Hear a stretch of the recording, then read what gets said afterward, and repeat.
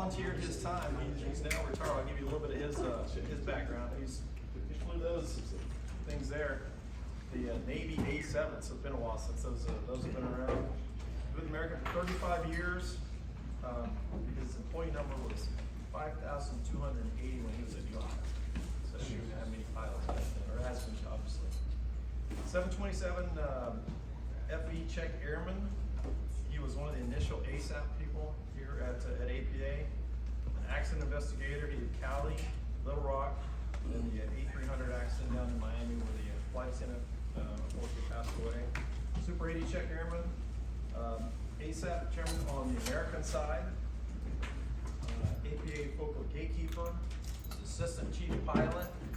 And he retired here in 2020. Works part-time at Flight Safety as a 737 ATP CTP program. Lives in Grapevine. He's from Fort Worth area. So I don't. Is there any jobs you didn't do at American Airlines or APA? I got too many hats. Yeah. So I'd be like, welcome. With him is his friend Cindy. She's here to observe, make sure he's getting all the medical portion correct. And Jock Bethune. Everybody heard Jock, the voice of American Airlines? That's Jock. He's the guy holding the camera back there. So if you haven't had a chance to meet Jock, please do so. He's truly a treasure, part of American Airlines. So Thank you, Mitch. Thank you. without further ado, John, I'll hand it off to you. We've got his presentation, and I'll be honest with you. This to me is one of the most important. No pressure. One of the most important because I want to open your eyes to what accident investigation can be. Whether you've done it or not, the reality of it is it can be pretty gruesome. It can be pretty heartbreaking. I've talked to many that have seen things they cannot, unsee. And that's why I'm glad the CERT are here. There's PTSD from things that people have seen. I've talked to American Airlines pilots that have that from going to 587 or this accident. So I want you to see what is out there. We had two pilots that were here previous that went through the GoTeam training and saw some of this, and they said, "Hey, this is not for me," and that's fine. I don't. That's what I want because I want you to tell me now, so we can hire somebody else. Because no harm, no foul. If it's not for you, it's not for you. It even crossed my mind, honestly, after seeing it. I was like, wow, is this something I wouldn't want to go and do. But I want you to see what is out there. So that's why to me this is one of the most important things. So, without further ado, John, the floor is yours. Well, thank you all for having me here. Thanks to Mitch and Ray. I appreciate the opportunity to speak. We'll start with a test. So he gave away what the airplane was. It's an A7. But what mountain is it? Fuji. Very good. Yeah. The connection with the A7 here is that I was on the mountain with Tommy McFall, and Tommy was a manager at American in the safety department. He'd also been an A7 pilot and an airline pilot, and he went through bankruptcy, so he went to work for the NTSB. He worked for the NTSB for quite a while and then came to American. So on the mountain, Tommy and I were together, and I'll go from there. So this was American Airlines flight 965, an accident that occurred on December 20th, 1995. I'll give you a brief overview of the accident and touch on my personal experiences as well as those of Tommy McFall. Before I dive right in, I'd like to read the names of the 8 crew members lost that night.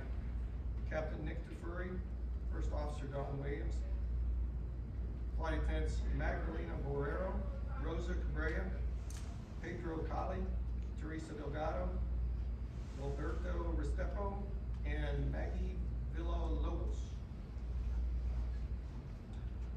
Let's see here if I can advance this. So that's the 965.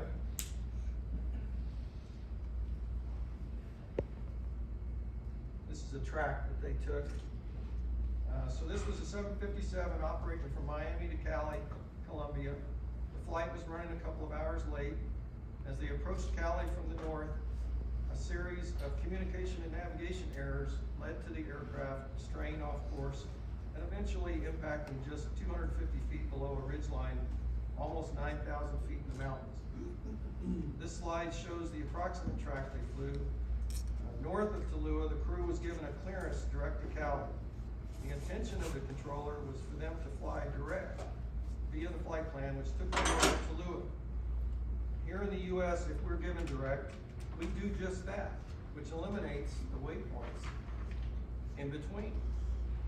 Then they were offered to land to the south instead of the north, which they had planned and set up.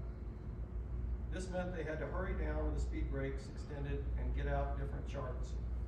Normally, the crew would also add the new approach to the FMC as well. The controller then asked them to report Tallulah, which was confusing because it was no longer depicted on their screens. And as a side note, part of the communication problem was that this controller, his level of knowledge of English was just enough to give clearances and requests, understood requests. But at this point, when they interviewed him, they said his knowledge of the English language was not quite good enough. He knew something was not right, but he didn't know how to express it as a question. The crew then entered R for Roseau to just head toward the airport, and several R choices appeared. They chose the top one, assuming the database would present the closest one. That choice was R for Romeo in Bogota, which was behind them. The aircraft started a left turn while the crew was distracted by getting their charts out. It was dark and there were no lights in the mountains to catch their eyes. It was too late by the time they turned back, and the current GPWS warning could not give an early enough warning to counter the rapid descent with speed brakes deployed. It turns out that dual naming convention did not allow repeat identifiers in the same country. So Bogota was chosen because it's a bigger city than Cali. To get Roseau to display in the FMC, the pilots would have to spell out Roseau, R-O-Z-O.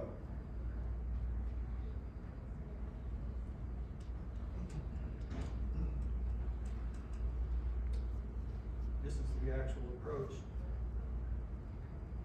Of the 164 on board, only 4 survived. Within hours of the accident, I was asked by APA to board a special flight to Cali.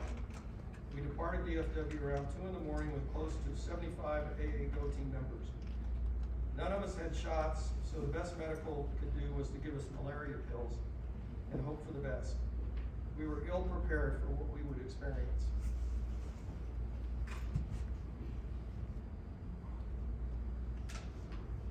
Tommy had brought along $8,000 in cash to aid in logistics.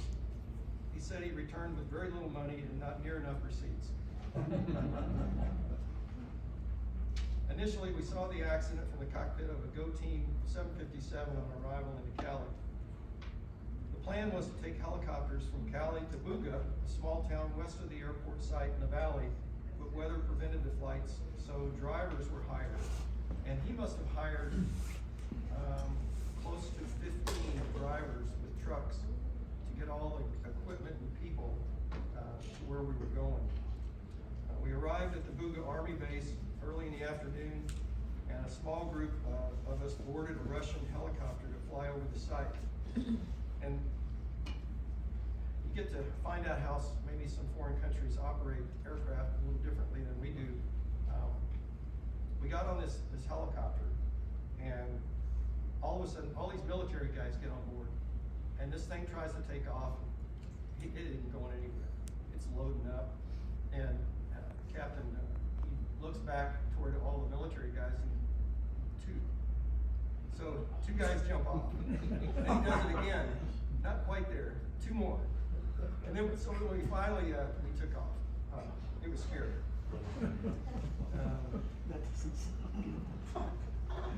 So we flew over the site, and the next morning we took a Bell 206 to the 4,000-foot level, and we were dropped near an Army camp.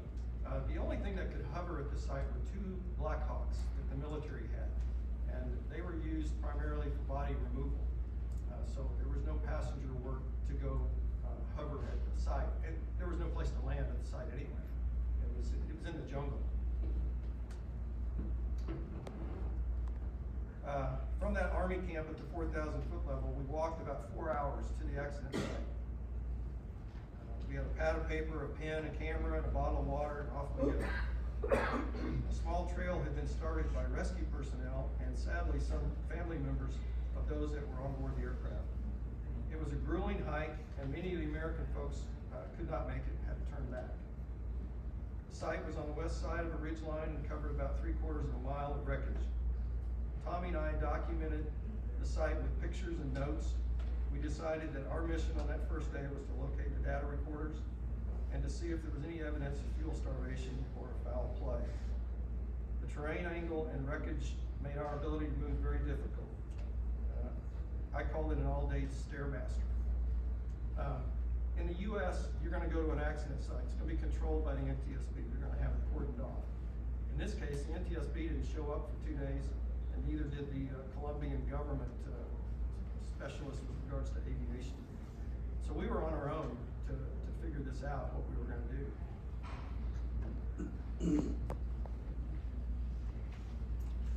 That's the crash site. There were many people at site pilfering whatever they could carry. One was even trying on clothing.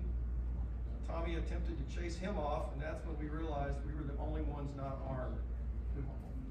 There was no police or military presence at the site, actually at the site. Most either had an AK-47 or a machete. I saw people who seemed to specialize in stealing one thing or another, such as shoes or passports. Every purse I ran across had already been emptied. During this time, there were 2 groups of mountain rescue personnel who assisted in body removal via the Blackhawks. Our good friend Scott Griffith had the grim task of identifying the pilots. Don was found on day 1 and Nick was found on day 3.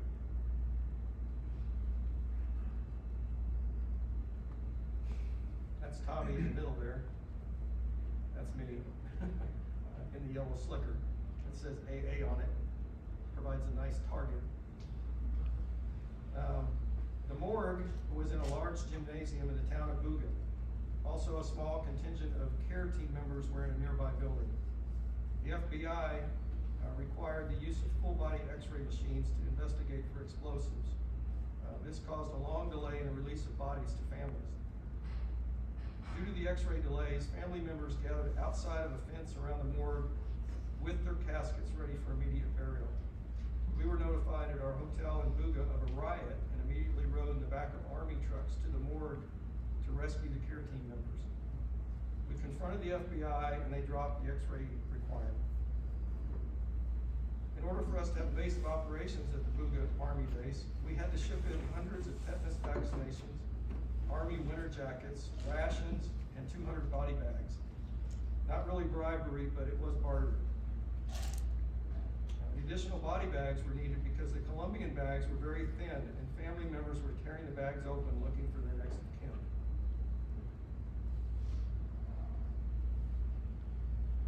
The body shown here was in a bag that was torn open. Most of the bodies were intact due to a glancing blow to the mountain. Also, most of the deaths were due to brain shift or blunt force impact. The bodies turned an ashen gray color.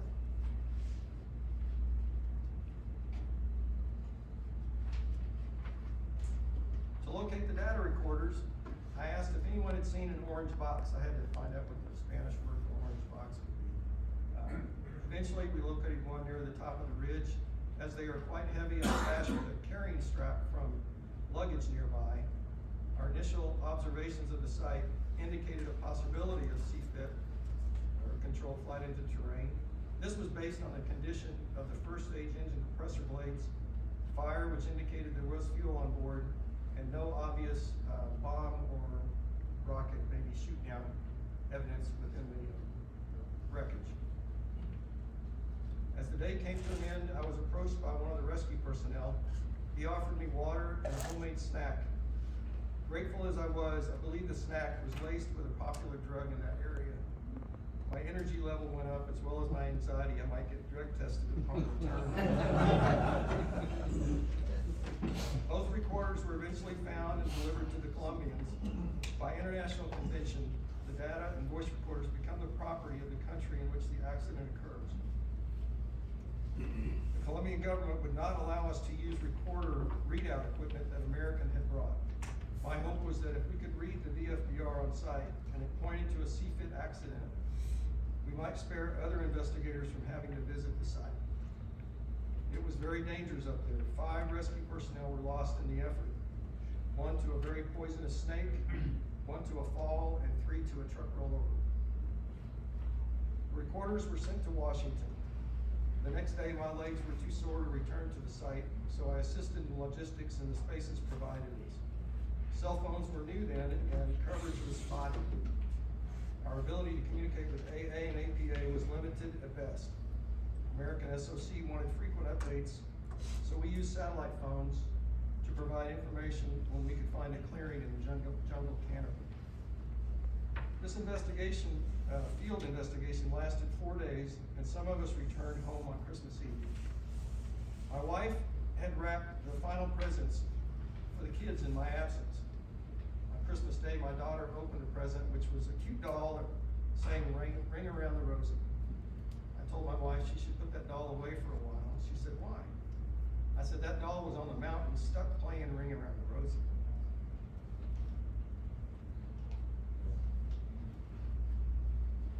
So, what changes were made because of the accident? The biggest would have to be the adoption of enhanced ground proximity warning system as a standard for terrain avoidance. Awareness of waypoint differences on our charts versus what we had in the FMC.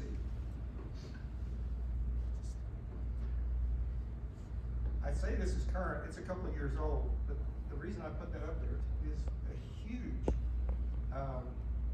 situational awareness that a chart in color can give us. It makes a big difference. And, you know, the area chart with pictures of the actual terrain around the airport. Those are big changes. There was a re-emphasis on route verification anytime a change was made in the FMC. Both AA and APA created their own Go backpacks and pre-staged Go containers with equipment needed for remote investigations. Tommy's final thoughts were that he'd been involved in an aviation accident investigations for about 40 years. And this was by far the most physically and emotionally demanding of his career. After the teams returned home, the chief pilot, Cecil Ewell, required us to attend a group counseling session concerning the trauma we had witnessed. There was lost sleep and nightmares that can be expected, but the question is for how long? And the answer was, if after 3 months it's still affecting your life, that's when you should seek professional help. You know, we're kind of black and white. You know, when is this not good? I want to touch briefly on your role as an investigator. You're going to learn in all these other classes that you're attending here that you're assisting the NTSB as a subject matter expert. Don't fall victim to making public statements or social media posts with your opinion of causal factors. Stick to gathering the facts for the NTSB. Your party's submission at the end of the investigation is where the probable cause will be addressed. Through my past work with ASAP and FOCA and participating in numerous NTSB interviews, I had a good feel for what might be asked of a pilot. Please do not take on the responsibility of preparing a pilot for an NTSB interview until you have some experience. Ray Duke and the legal counsel will assist you and the pilot in this regard. As a side note, I prepared Mike Oriel, who was the FO of Little Rock, for his NTSB interview. And it was very well worthwhile to prepare him for that. He'd only been at the company for 3 months, so it meant a lot. I recommend the Alpha 3-day accident investigation course if you can get a slot. I was given a slot, oh gosh, probably back in about 1988, 89 time frame. And the nice thing about that Alpha course is that it teaches you how to interact with the NTSB. I mean, you're there to help him find the facts, but you're also there to lean him toward protecting our pilots to a certain extent. Not getting too political, but if you witness something where they are going somewhere with their ideas, might be able to sway them if you tell them that that's not what these guys were thinking procedurally. So, it's been 29 years, but I'll be glad to entertain some questions if you have some about accident investigation. I did work Little Rock, I did work a little bit on Hartford, the guys flew in the trees on approach, and the Miami accident where a flight attendant was killed, over pressurization. So, any questions? If you could repack your luggage going to Cali, what would you take with you? I'd take snake pants, a better pair of boots, a lot more water to go on site. Just, the stuff that is gonna affect you physically on a site. Now, you could have a site here in the US that's in the mountains as well. It's not like it's only gonna happen overseas or something. We got a lot of stuff in the Rockies that would be very remote. And getting there is half the problem, then you gotta get back. I mean, we were at the site, it's 3/4 of a mile of wreckage, up and down.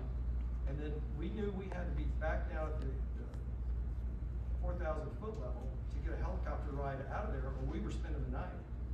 And we didn't want to spend the night on the mountain. Anybody? Anything else you want me to share? I can, how much time we got? How was the interaction between how many went down with APA, representing the APA? So there was, let's see, we had me and Scott Griffith and Chris Moran on that first airplane. There was, I don't think there was any other pilot from America. Tommy was a pilot, but he wasn't on our seniority list. And everybody else were maintenance and care people. How was the interaction between the different teams, maintenance, American, APA? Was it pretty seamless? We were all, working together, for sure. See, the way the process normally starts is after the first day, in the evening, there's an organizational meeting NTSB puts on. That's it would be in another country, it would be their people. But at this organizational meeting, they decide who the parties are to the accident. That's where we get included. And then he'll also decide what the groups are. And the groups could be operations, weather, other groups, as many as 10 or 12 for a big accident. And that's where you're able to say, okay, I need this many people under me to be working with the NTSB, because you'll have one person that's basically your party coordinator, and then you'll have all the group members under you assigned with the NTSB. Back then, we didn't have cameras that took pictures, so on our phones. So we had to take pictures with regular cameras, and we had to get them developed in town. Well, that was risky because you don't know what those people are going to do with the cameras and the film. But that's what we did. And the NTSB insisted any pictures, any notes that you take are the property of the NTSB.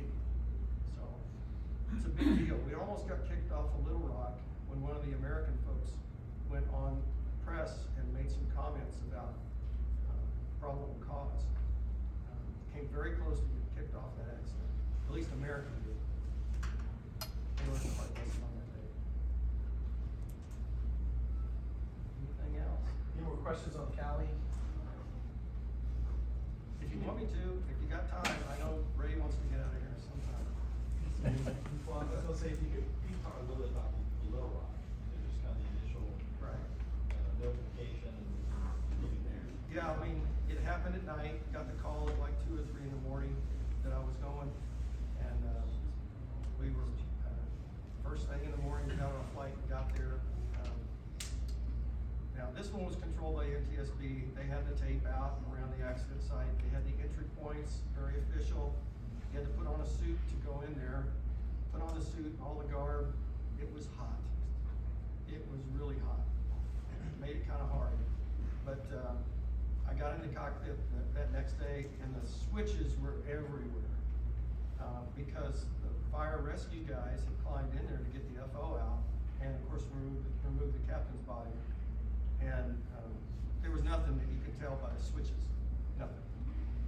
I will say there was an interesting way we figured out that they didn't arm the spoilers. And that was by taking an airplane up in Tulsa and videotaping and audio taping the process of the spoiler handle and what it does on landing. So maintenance tricks the airplane into knowing, or it's in the air, and then tells them now it's on the ground. And that little speed brake handle would go zip and come back like that and make a particular noise. Well, if it's not armed and you land, it's gonna go zip, zip. That's it. And that sound was on their CDR. That's how they drill down to get information on these accidents. Yeah. Since I got time, I'll talk about the Airbus. This was a A300 that took off out of Miami, and when these airplanes would come in from the south, they would get inspected by customs, and they would go into the bowels of the airplane, and they would remove insulation material looking for drugs. And that insulation material was held down by little chicken wire that ran a cross section across that area. Well, apparently what happened here was that insulation material had not been repacked properly and made its way across two outflow valves. Airbus had two of them, and blocked those outflow valves. So when the guys took off, they were overpressurizing. Now, as they climbed out and going through about 10,000 feet, they feel their ears popping. So they look up at the indicator for the cabin altitude. And as you know, it'll be graduated from 0 all the way around to 30 or 40 or 50,000 feet. But there's an ungraduated area off to the northwest over here. And that's where the needle was. It was in an ungraduated area and confused them. So they went to the air page on the Airbus and they looked at their cabin pressure, and it was an increasing number, and it was green. It didn't change color. But what they missed was there was a minus sign in front of it. So they went as much as 18,000 feet below sea level in the cabin. Now, smoke detectors are only certified to 1,000 feet below sea level. So now we got smoke detectors in the back going off. The flight attendants are calling up saying, hey, we're getting smoke detectors going off. Well, this is where that adage about what do I do with an airplane and I get warnings. The first thing you want to ask yourself, is there any evidence of smoke or flame? And in this case, there was not. But a recent accident to this time frame was the Swiss Air MD-11.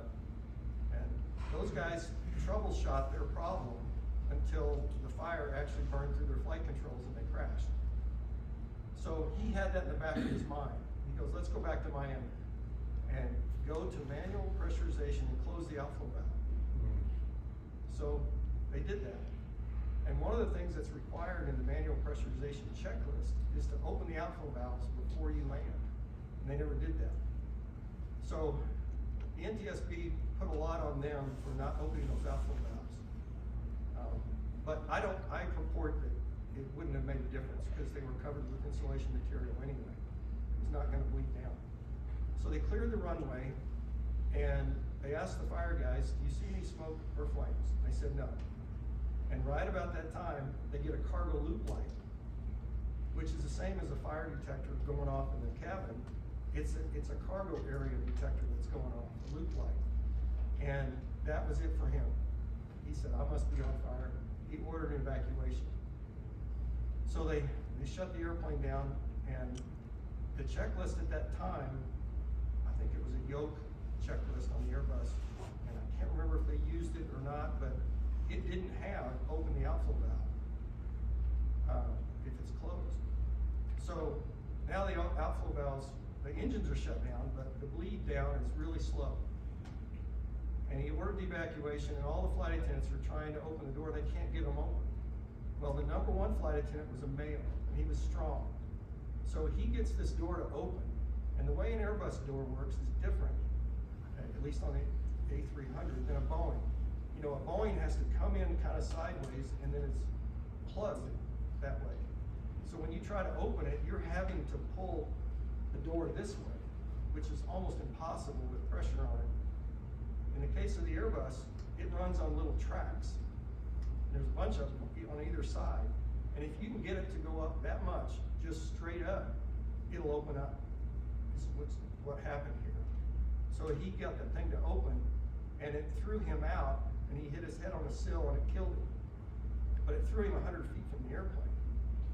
And material all over the airplane, because just imagine there is overpressurized air behind every void, behind every piece of plastic, you know, behind everything. And it blew things up, basically, inside. And a lot of stuff went out the door. Now, they didn't have any hard evidence that Customs had done this, but of course it was a lesson.